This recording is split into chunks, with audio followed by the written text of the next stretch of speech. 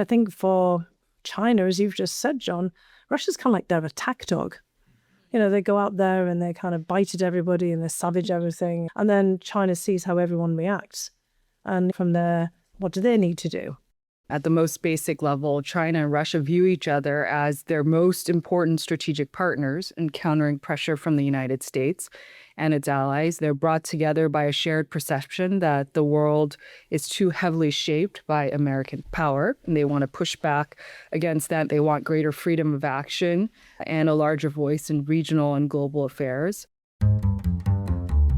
Hello, you're listening to the Beijing Brief from the John L. Thornton China Center here at the Brookings Institution, part of the Brookings Podcast Network. I'm Jon Czin, the Michael Armacost Chair and Fellow at the China Center.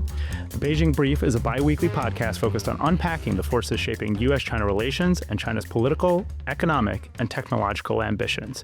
So I'm delighted today. We are talking about the relationship with China and Russia, which is actually how I originally got the China bug and spent a lot of time on the NSC working on these issues. So I'm thrilled to have our colleague, Fiona Hill, who, of course, is one of the country's leading Russia experts, join us today. Fiona, thanks so much for taking the time to join us today. Thanks, John. And we are also joined by my colleague, Patty Kim at the China Center. Patty, thanks so much for joining us. Thanks for having me. And Patty, of course, has written extensively on the relationship with China and Russia, and it will feature prominently in her forthcoming book as well, coming out later this fall. Okay, so let's get right into it. Russian President Putin and Chinese President Xi Jinping have described their country's ties as a partnership without limits. The two leaders have met more than 40 times since Xi has been in power. And in recent news, Putin traveled to Beijing right after Trump finished his summit there in early May. With regular photo ops, the two leaders project an image of solidarity, despite a long history of animosity and mistrust between the two sides. After years of Western sanctions, and as the Ukraine war continues, Russia has become more and more dependent on China, and the relationship is increasingly uneven. How do both countries see the current status of their relationship, and how close are they really, especially with Russia's reliance on China, and where is the relationship going? Just to give our listeners a sense of how you assess this relationship, and I know this is kind of a casual heuristic, if you had to grade how threatening is this entente between China and Russia to the United States and our interest on a scale of 1 to 10, what numerical value would you assign it? I'd put it around a 7 or an 8. I think in different times we might have had a different assessment, and of course, as far as this current administration is concerned, they've part of much of a break themselves with past practice of the United States. Perhaps they don't see it, quite so threatening.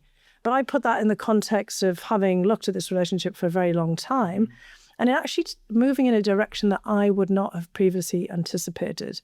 And that direction has been driven very much by the mutual antipathy of China and Russia towards the United States. So it actually is a relationship that's been fused by all of the kind of negative assessments and reactions to the United States. So in that way, of course, it's threatening.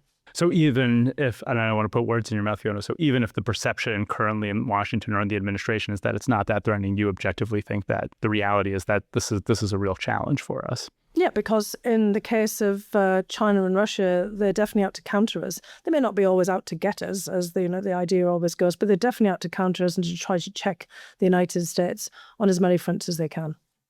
Patty, what numerical grade would you assign this in terms of how worrisome this is? Actually, right in line with Fiona, where I would put it somewhere around 8. The China-Russia strategic partnership is not a formal alliance. There are real limits, asymmetries, and mistrusts between the two capitals. But having said that, it is a highly consequential partnership, as Fiona outlined. It brings together two great powers that are aligned in a shared desire to weaken American influence and U.S. alliances, while they want to reshape the international order that is in a way that is more favorable to themselves. And one other point, just to level set at the top, there's a lot of chatter about this relationship, right, in the commentary. But I often fear, especially with this relationship, because you're dealing with two opaque polities, that the content to knowledge ratio is quite high, right? So as you look at the public commentary about this, what would you each say is one of the chief misconceptions about this relationship that you would want to rectify?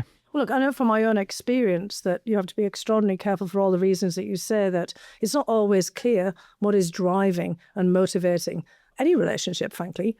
And I, more than 10, 15 years ago, before really President Xi consolidated his power in China, would not have actually predicted that this relationship would be that close. In fact, I didn't. And in fact, I'm on the record along with another colleague, Bobo Lowe, a British-Australian writer and former diplomat who, is quite steeped in Asian affairs.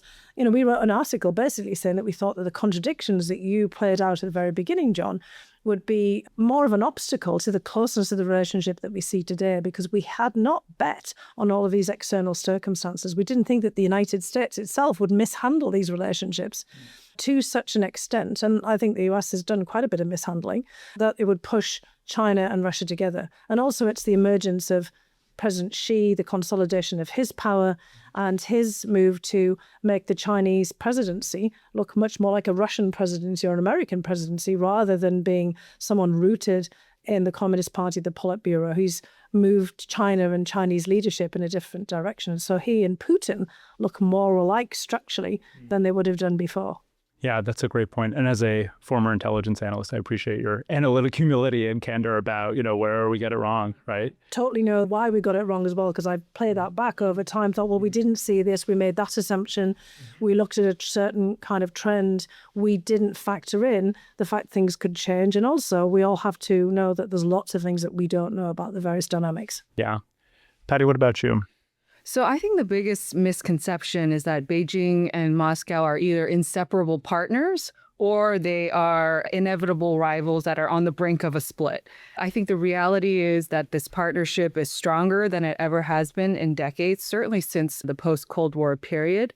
And again, this is a partnership that's underpinned by very powerful incentives to align against U.S. pressure, with very real economic, diplomatic, and even military cooperation that has significant consequences for U.S. interests. Now, having said that, I think it's very important to realize, as Fiona pointed out, that there's deep mistrust, competing interests, and a strong desire on both sides to preserve their strategic autonomy. And I think that's puts real limits on how far the partnership can go. Yeah, I think that's great. I mean, it's a very textured response, right? That's not so black and white or binary in this dynamic. Okay, so of course, the two leaders met recently, as we talked about at the outset, and there has been a regular cadence of meetings between Xi and Putin for quite some time, right? I think they've met close to 50 times now, and I believe this was Putin's 25th visit to Beijing. So what do you think what is the purpose of this kind of meeting, and what do you think is consequential about it at this point in time in the relationship? Patty, you want to go first? Sure. Well, so Jon, as you said, this was Putin's 25th visit to Beijing, and compare that to Trump's second visit. This came 4 days later, which was, in some ways very surprising that they would stagger it so closely. And in many ways, I think the substance of the visit was less important than the fact that, this is really about sort of showcasing this regular cadence of high-level exchanges between Xi and Putin, and to cultivate this image of closeness between the two leaders.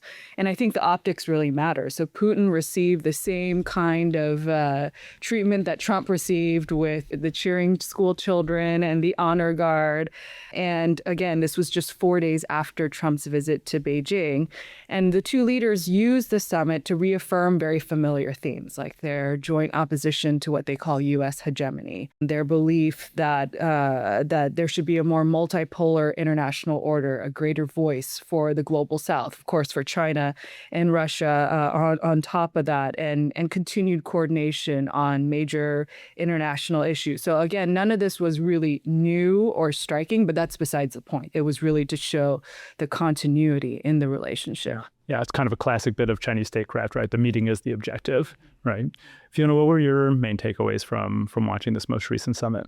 I think it's the same piece of tradecraft for Russia, that the meeting is the objective. But I say that with a caveat, because at this particular juncture, Russia needs that relationship with China for all kinds of economic and strategic reasons that probably are not as high up the pecking order for China in terms of thinking about where Russia fits into the broader scheme of its foreign policy. And I'd be very interested in, your own reactions about that, because, and I know we're going to talk about this, that the war in Ukraine has really shifted the balance in that relationship, I would say, in Beijing's favor. because as Russia has found itself sanctioned, and it's not just since 2022, when, of course, Russia launched the full-scale invasion of Ukraine, it goes back much further to interference in the US elections in 2016, the annexation, of Crimea prior to that in 2014, a whole kind of cascade of events and actions by Russia that have led to some kind of counter-reaction from the United States and also from Europe, have forced Russia into kind of rethinking the whole patterns of its trade and economic and political relationships. And Putin has, as you've pointed out, visited Beijing 25 times. He's also visited a lot of his neighbors in Kazakhstan and Kyrgyzstan and the Central Asian countries, of course, but China as well. And Russia's longest border is with China, but Central Asian states, formerly part of the Soviet Union, are a very important part of this landscape as well. And you can see there that Putin is really prioritizing the relationships that bring goods in and out of the country. And the Central Asian states are obviously not major investors in Russia, but they're major conduits and thoroughfares, including for goods from China. And so for Russia, that relationship with Beijing is pretty critical because China is still providing Russia, admittedly at a pretty high cost, the kinds of goods that it can't get from other places.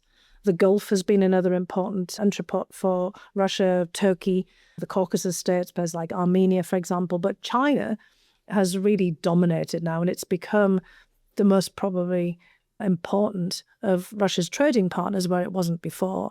And what Putin hoped to get out of Beijing was some major contracts. He hoped to get China to agree to buy more Russian energy, particularly gas, and that's been on the agenda for decades now. And I think, we'd all agree that he didn't quite get what he wanted because, as you said, for Xi, the meeting was the point. It wasn't necessarily signing a whole host of agreements that are perhaps not as essential for Beijing. Yeah.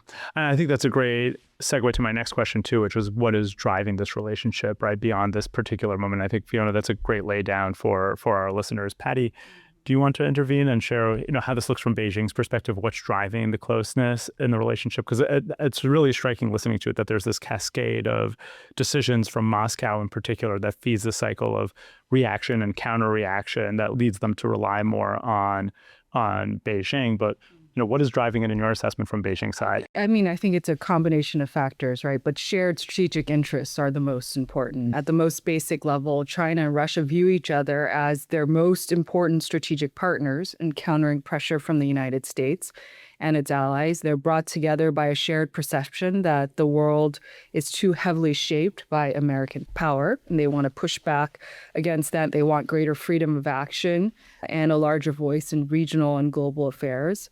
And they have a shared interest in pushing back on Western sanctions, the promotion of universal norms and values, which they say are essentially tools for Western interference in their own domestic affairs.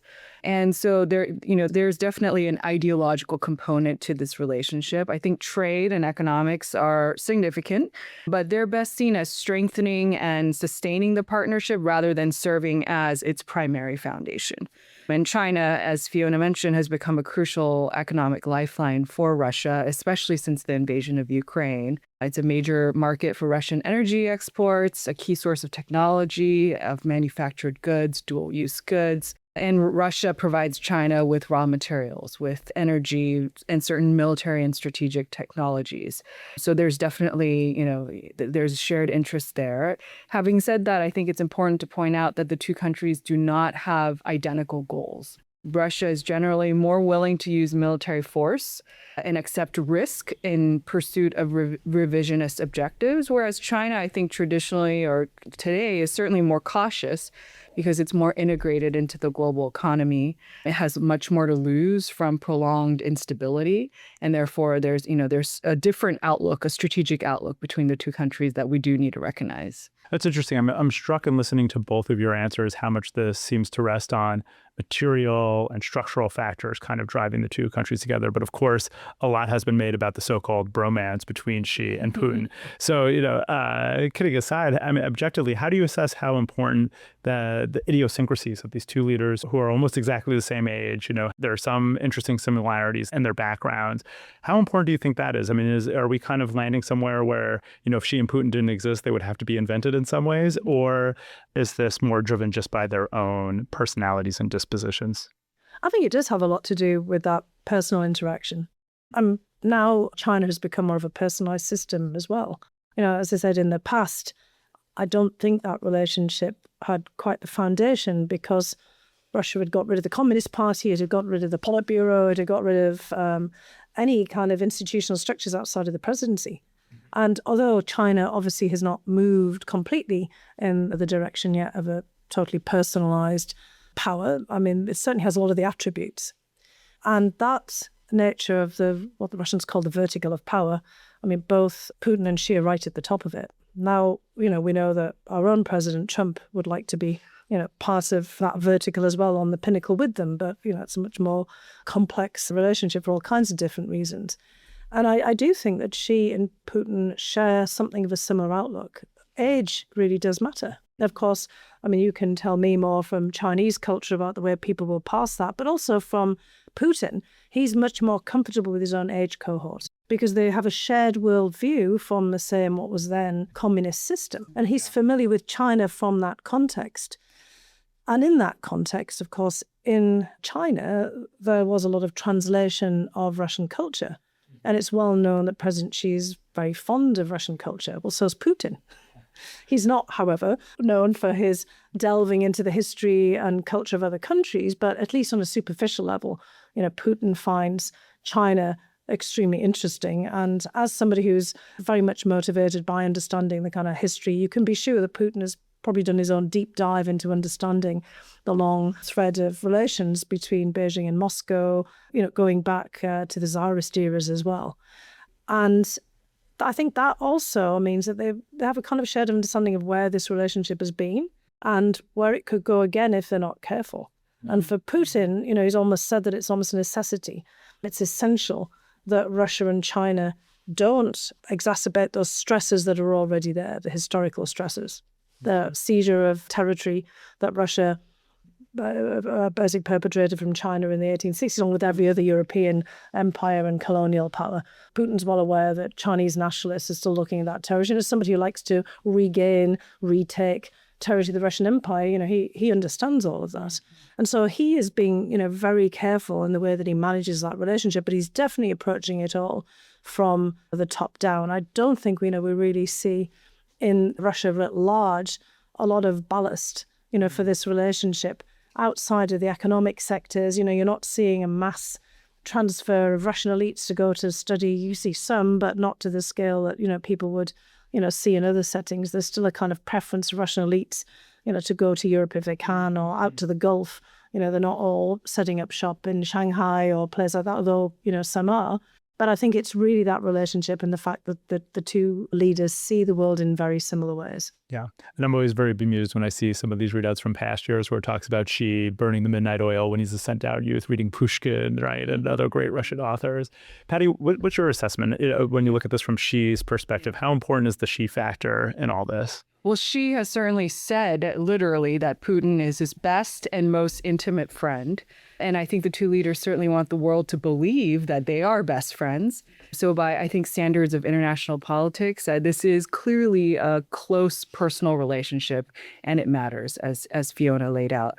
But just to kind of argue the other side of the coin, I think it's important not to overstate what that means. At its core, this is, again, a relationship that I think is built on cold, strategic interests and calculations far more than personal loyalty. And as much as Xi and Putin have projected this image of friendship and strategic alignment, I think at the end of the day, neither are going to risk their own political fortunes to come to the other's aid. And I think a very good example is the Wagner Rebellion in 2023, which was presumably the greatest, or arguably the greatest threat to Putin's rule since he came to power. And if there was ever a moment where Xi could step up, for his best friend, that was it. But we didn't really see that happen. We did not see Xi make a public statement supporting Putin. Notably, when the Chinese Foreign Ministry spoke out about the incident, it was like a very short 2-line statement that essentially called for stability in Russia. And so that's very different from coming out and saying, we support Putin. And so I think, the fact that Xi's instinct was not to come to Putin's personal defense, but to preserve flexibility and to avoid tying his country's fortune too closely to one leader, just really shows that this is a relationship, again, that's guided by strategic interests rather than personal loyalty. Although I would say that this personal relationship matters, we shouldn't downplay it, but there are limits. So maybe more of what the kids call a situationship than a true romance. That's good. Yeah.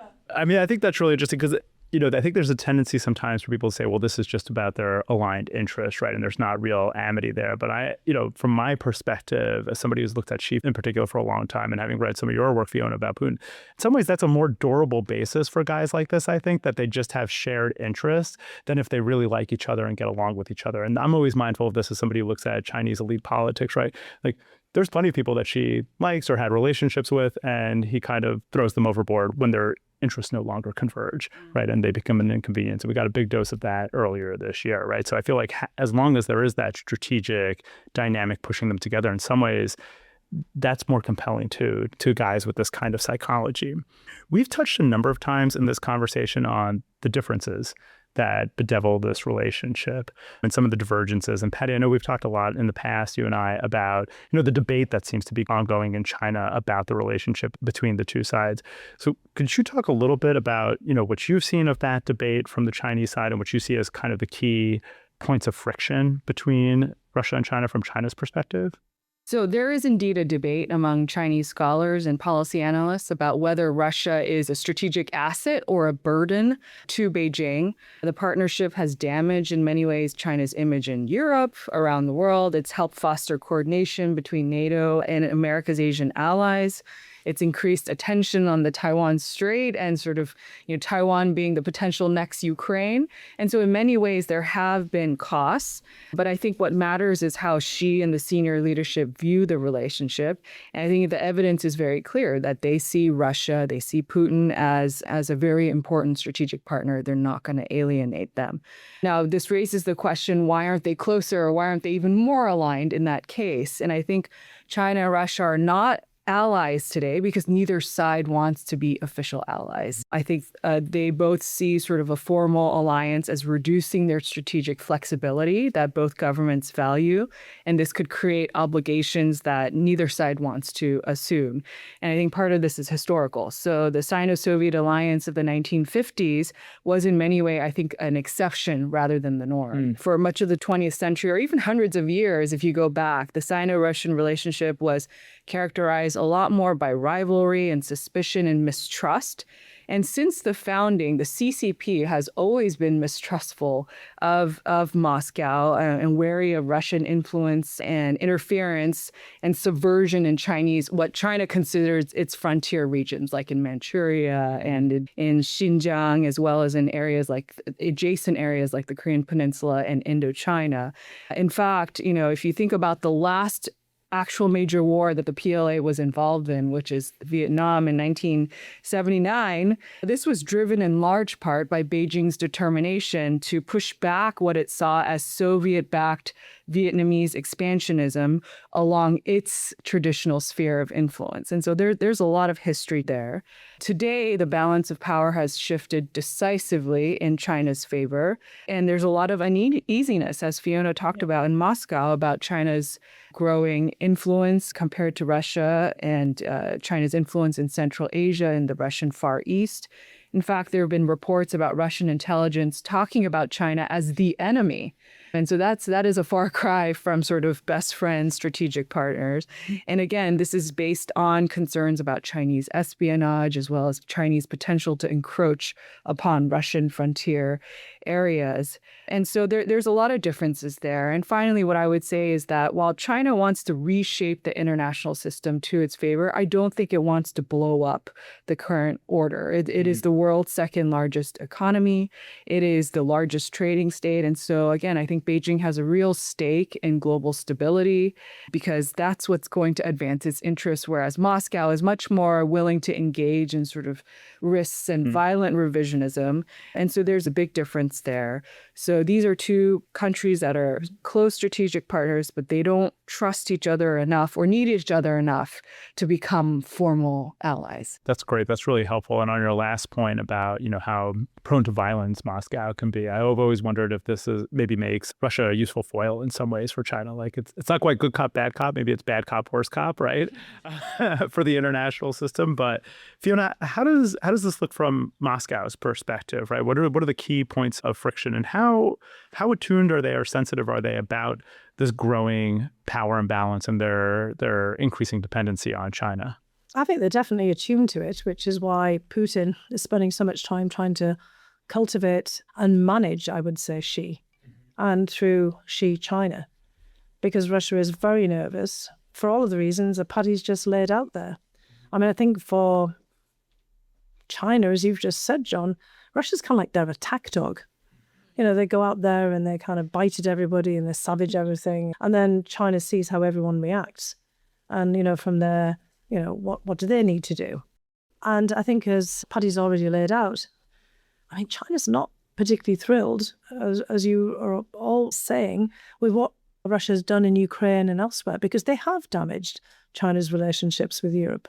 And I think from the Russian perspective, they needed to have China's support in Ukraine and North Korea's and Iran's.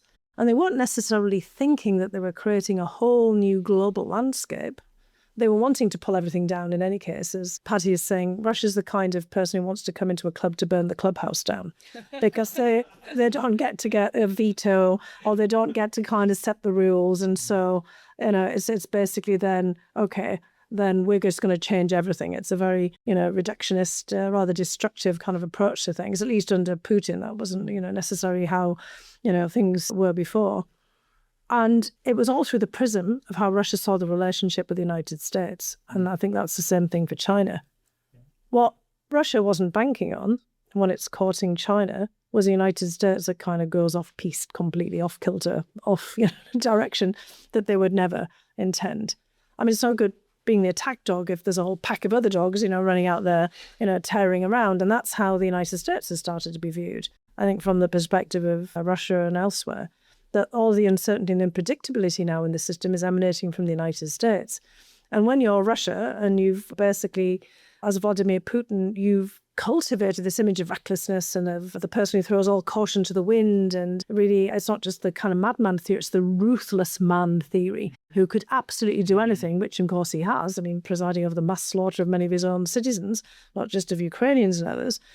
You're kind of reliant on the rest of the world being somewhat predictable. And China and the US was a predictable relationship. And I think what's happening now for Russia is they've invested so much in China to the detriment of their own room for maneuver, because they thought they were all fighting in the same direction against the United States. Well, that's really not the case. I mean, Trump has proven to be the actual trump card, the surprise card, the wild card, turning everything on its head. And Russia is now having to confront the fact that all of the traditional allies of the United States, that he saw as vassal states or shadows of the great US empire, are now also reassessing and will have their own agency and their own views of what Russia is doing, and now increasingly their own desire to push back. And that, I think, will start to change the nature of the relationship between Russia and China. Because if Russia was China's attack dog against the United States, what if it's just the kind of the crazy dog that's biting absolutely everybody in the international system at a time when you don't want that to happen? That is a really interesting point, Fiona, about how the U.S. factors into all this and upsets Putin's expectations. But given the fluidity, right, for lack of a better word, that the Trump administration is engendering in the international system, does that create space for what some people in the administration or adjacent to the administration were talking about last year, some kind of wedge or reverse Kissinger, reverse Nixon moment, or not really? I don't think it does for the United States, to be frank, because the United States is all over the place. Yes. But it does perhaps for Europe and for other interlocutors of both China and Russia. That could include India, Japan, South Korea, because the world has actually become multipolar. perhaps in spite of, not because of, Russia and China's efforts, to work together. It's really been the US just casting everything aside and behaving in a way that no one anticipated for the last 80 years, no longer the benign hegemon, now some kind of malign, unpredictable force that has changed everything. And I think both China and Russia are going to have to recalculate. And as a result of that, it's not just about their own relationship, but of how they interact with others. And there might become more pressure on both of them from different angles to rethink the closeness of this relationship in different contexts.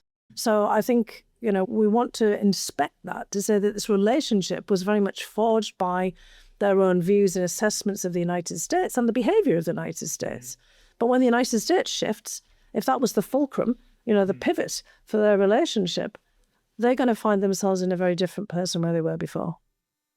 Patty, what's your thought on the wedge issue? So I think it's definitely possible to exploit tensions in the China-Russia relationship, but is there an imminent opportunity to pull off a reverse Kissinger? I don't think so, not quite. I think the strategic context today is very different from the Nixon and Kissinger era in the 1960s and early 70s, when China and the Soviet Union were literally engaged in active border clashes and had a bitter rivalry over leadership in the international communist movement. And so it's a very different time from there. I think China and Russia, again, still view the United States and the broader Western-led order as their principal strategic challenge. And so they're united there. And as long as that remains true, I think the incentives that are pulling them together are going to outweigh the forces that are pulling them apart. Now, having said that, I think it's important that we don't ignore the tensions that exist. And as we discussed throughout the podcast, Beijing is very, uneasy about some of Moscow's risk-taking. And while Russia is very uncomfortable with the growing imbalance of power in the relationship. And so I think the more realistic objective is not necessarily to drive a wedge or split them apart tomorrow, but to think about how do we prevent these two powers from growing even closer together? How do we exploit the areas that already exist, the divisions that already exist, and avoid unnecessary moves that are going to, again, push them closer together? I think that's where we should be putting the focus. I think that's a great way to put it. And I remember last year, about a year ago this time, when people were talking about a reverse Nixon, I kept thinking, well, reverse Nixon's when we get outmaneuvered by the Russians and not the other way around, right? That's how we're going to reverse this. All right, let's be a little bit forward-looking now that we're at the end of the show. Fiona, I want you to, pretend you're back in the role of National Intelligence Officer again for this part of the world. If you had to prognosticate and look forward at this relationship 5-10 years down the line, how would you see it developing, right? And what would you say are going to be the key variables that determine the trajectory, especially since, even though Putin and Xi seem to think they're middle-aged men based on that hot mic comment last year, right? They are, in fact, both 73 years old, and the actuarial table will start to take its toll at some point, presumably. Well, I think the first thing, John, is to really recognize where we might have had faulty assumptions or made mistakes and learn lessons from those. And as I said, at the beginning of the podcast, I learned lessons from my own projection out of, where things were at a particular period in time, and, thinking always about the weight of history, because there are often discontinuities. There are major things that change things. But I think we've learned, very much over this last 10, 15 years that things can take unexpected turns. I think one thing to really bear in mind is that Russia has really depleted its power and its perception of power, I would say, on the part of Beijing and everywhere else, by what's happened in Ukraine. Russia has bogged itself down. There's no good way out for Putin. He hasn't achieved any of the goals that he set out to do with his special military operation. I think we could say the same about the United States and in the Gulf at this particular moment. And the relationship between Xi and Putin was first forged where it was more of a pinnacle of power. There's always challenges. Russia's never as strong as it looks or as weak as it looks. But it was definitely a different place before February 2022, when Putin and Xi met on the sidelines of the Beijing Olympics just before Putin launched the invasion. Perhaps that was kind of the pinnacle of the relationship in many respects. Because after that, it's been downhill for Putin in Ukraine. He's had to draw China much more into a conflict that it didn't want to be in, because China didn't have a beef with Ukraine at all, or any particular tensions with Europe. It was kind of looking at this in a very different way. And what Russia has done is basically become the system-changing event through that war for the whole of European security and perhaps of a different global system. And it's also spent itself as a military force. Despite all of the innovation and the emphasis on the military, you've had 375,000 people killed in Russia. That's phenomenal. It's the largest land war since World War II. Russia's now fought in Ukraine longer than it fought Nazi Germany. The Soviet Union fought Nazi Germany when Ukraine was part of that in World War II. And this has now gone on longer than World War I. That was another milestone that we passed recently. If you're sitting looking at this from anywhere, including Beijing, you start to wonder what the heck has happened here with Russia. Now, this isn't to say that Russia could not regain its footing at some other point, but at this particular point, it looks more like a spent force in the way that one would have anticipated in February of 2022, when it looked like Putin would just go in there, take charge of Ukraine in a way that Xi and China might have expected, of a way that they might deal with a problem on their borders. And this has become something much more than that. And so when I'd put on that national intelligence officer hat, I'd have to say, well, what else could happen here? As you say, they're in their 70s. Putin's birthday will be in October. He'll be 74. I mean, Botox and all kinds of other things he's had done have made him look, pretty much immovable, actually, in many respects. I mean, it's the man without any facial expression at this particular point. But as we know, I mean, things happen. And what would happen in Russia is that you would have a succession crisis, which I think gets back to Patty's very good point about Xi's reluctance to throw in his whole lot with Putin, because Putin, like everybody, will come and go. And she's, well aware of that, in his own circumstances. And there's more there in China. You still do have a Chinese system. But Russia under Putin has been hollowed out in terms of a system that would provide a path to succession. And she's going to have to keep his options open, as the rest of us are going to do as well. And he's probably thinking about what does Russia look like without Putin and beyond Putin, as we all should be, and how would one re-engage? And Russia's become a dilemma for European security. And for China, that means that their pathway back to reasonable relationships with Europe, not with the United States, but really goes about how they handle their relationship with Russia over the longer term. That's really interesting. I'm glad I can go back to this part of the podcast and re-listen to it after we've published. Patty, what are you looking at and thinking about as we look 5 to 10 years out in this relationship and how it might develop? Yeah, I think barring a major geopolitical shock, China and Russia will continue to remain aligned over the next 5 to 10 years. But of course, there's this question, what happens when either Xi or Putin exit the stage? And without knowing what kind of leaders are ultimately going to take over and succeed them, I would expect, at least based on what we see now, that the partnership will endure beyond either man, as long as the strategic incentives that are underlying the partnership are still there. Having said that, I think personal dynamics do matter. And what we saw during the early Cold War was that despite Mao's immense respect for Stalin, for instance, when Khrushchev came to the scene, there was this immediate rivalry, and Mao saw Khrushchev as not worthy of the same type of respect that he accorded to Stalin. And on the flip side, Khrushchev saw Mao as erratic and reckless and a counterpart that could potentially drag the Soviet Union into a war with the United States over Taiwan, or perhaps into even a nuclear confrontation. And so, again, I think the structural foundations of this relationship are likely to endure beyond Xi and Putin, but the personalities of future leaders could actually matter in how the two sides manage their relationship and how far they can sustain cooperation over time. Of course, the other element we need to look at is what happens with the United States relationships with China and Russia.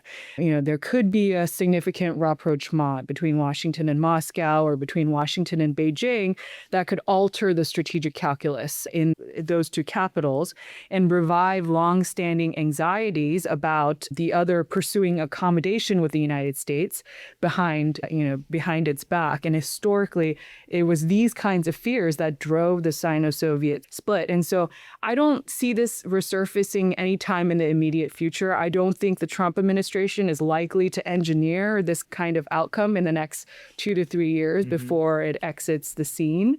But, I think we do need to think about if there is sort of a fundamental reordering of the post-war, World War II international order.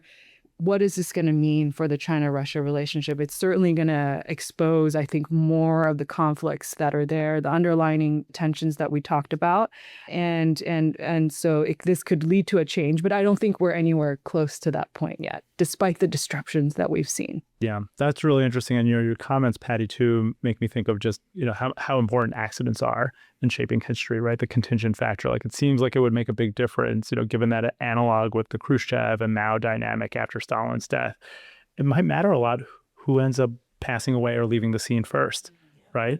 Because you could easily see a dynamic where somebody comes to power in Russia or in China and they look like a whippersnapper to either Xi or to Putin, and that starts to unravel the relationship in the same way. So that's very interesting. Well, thank you both so much for joining us today and walking us through the ins and outs of this really consequential relationship. For more in-depth analysis from our team, please visit the China Center on the Brookings website at brookings.edu/China Center. You can also subscribe to our monthly newsletter, the China Bulletin, for the latest updates.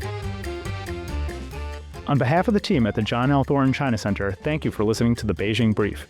This podcast is produced by the Brookings Podcast Network. Our thanks to the production team, including supervising producer Ike Blake, senior producer Fred Dews, producer Ali Mathias, audio engineer Gaston Reboredo, and video producers Daniel Morales and Teddy Wansik. Rachel Slattery designed the show's artwork. Also, thank you to our colleagues in the John L. Thornton China Center, Foreign Policy, and Office of Communications at Brookings for their support. To learn more about our research, visit us at brookings.edu/China Center, and to learn more about this podcast, go to brookings.edu/The Beijing Brief, or wherever you like to get your podcasts.